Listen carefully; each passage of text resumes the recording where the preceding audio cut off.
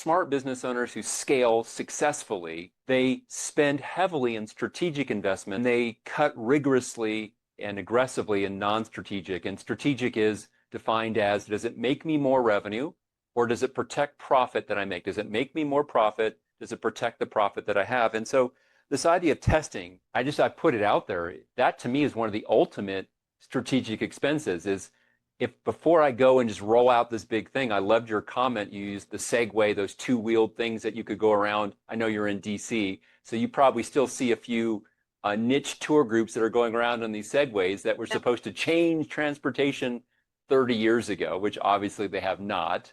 They're a novelty. But the reality is that if we test that with a group of people, we can figure these things out. So on the test side, let's get into the practical nature of that. So I'm going to give an example. If you can think about where you've watched a business create and test something, whether it's a new product for a market space or a new way of offering an existing product to a market space, I'll give an example, then I want you to give an example. So an example I'll give, we had a client of ours, a coaching client, wherein they wanted to change their sales process. They wanted to go from something that was taking about 6 weeks to sell this service that they had.